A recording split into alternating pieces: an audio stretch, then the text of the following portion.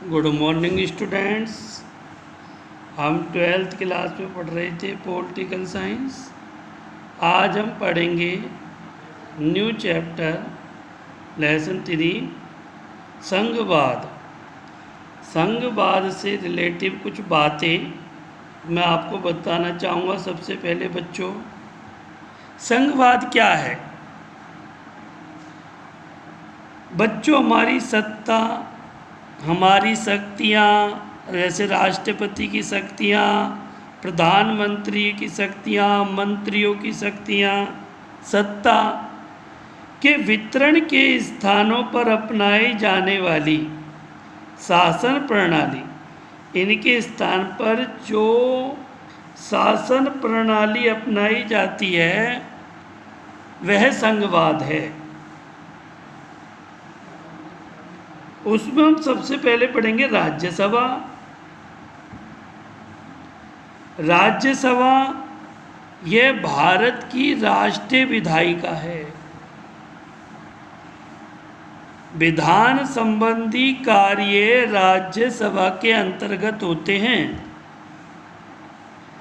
संसद के उच्च सदन को राज्यसभा कहते हैं बच्चों। लोकसभा, राज्यसभा, विधानसभा, जिसमें सबसे ऊंचा जो सदन है वो है राज्यसभा। इसके सदस्य अप्रत्यक्ष रूप का मतलब है कि चुनाव पद्धति से 6 वर्ष के लिए चुने जाते हैं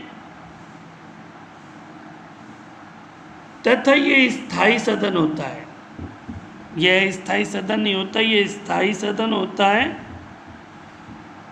जो कभी भी समाप्त नहीं होता है। इसके 1/3 सदस्य प्रत्येक 2 वर्ष बाद सेवानिवृत्त होते रहते हैं। यानी सरकारी जो है सदस्य प्रत्येक 2 वर्ष के बाद सेवा मुक्त हो जाते हैं। रिटायरमेंट भी इसमें मिलता है। 1/3 सदस्य को प्रत्येक 2 वर्ष बाद सेवानिवृत्त कर दिया जाता है।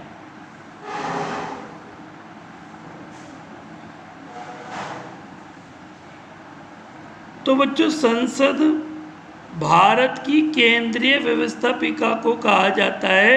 जहाँ केंद्र की व्यवस्था के कार्य होते हैं वो संसद है।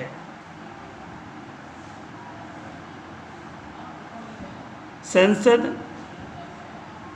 लोकसभा प्लस राज्यसभा प्लस राष्ट्रपति मिलकर संसद का निर्माण होता है। लोकसभा प्लस राज्यसभा प्लस राष्ट्रपति, इन तीनों के सहयोग से संसद का निर्माण किया जाता है। नीति आयोग, ये केंद्र सरकार द्वारा 1 जनवरी 2015 को योजना आयोग के स्थान पर नीति आयोग का गठन किया गया। हमारी नीतियां निर्धारित की जाती हैं, हमारी नीतियों के कार्य यहाँ पर किए जाते हैं। वस्तु सेवा कर, संविधान में 101वां संविधान संशोधन जीएसटी से संबंधित है। जो हाल फिलहाल जो जीएसटी है उससे संबंधित है वस्तु सेवा कर।